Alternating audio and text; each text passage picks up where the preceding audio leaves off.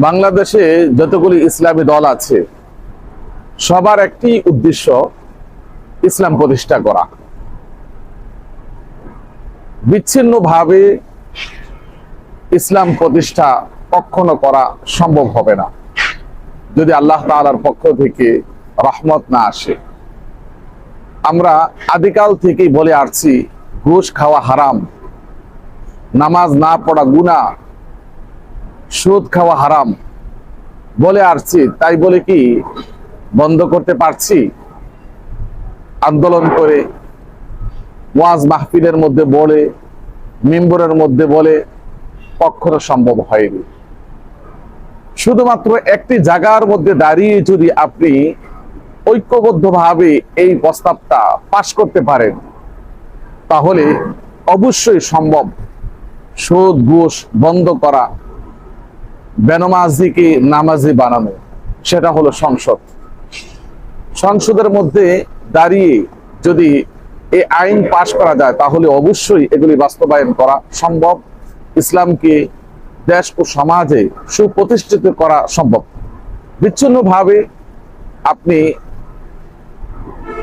ইসলাম পারিবারিক জীবনে প্রতিষ্ঠা করতে পারবেন, সামাজিক জীবনে প্রতিষ্ঠা করতে পারবেন, কিন্তু রাষ্ট্রীয়ভাবে ইসলাম প্রতিষ্ঠা করতে হলে অবশ্যই আপনাকে ঐক্যবদ্ধ হতে হবে।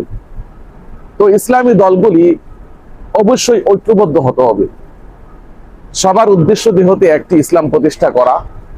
এই জন্য ঐক্যবদ্ধ হয়ে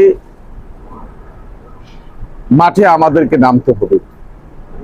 কিন্তু অবস্থা দৃষ্টি দেখা যায় ইসলামী দলগুলি যেভাবে বিচ্ছিন্ন হয়ে যারদের মার্কা নিয়ে নির্বাচনে নামছে, অবস্থা দৃষ্টি বোঝা যায় আসলে ইসলামী দলগুলির উদ্দেশ্য ইসলাম প্রতিষ্ঠা করা নয়, বরং নিজের যশ খ্যাতি প্রতিষ্ঠা করাই ইসলামের দলগুলির উদ্দেশ্য।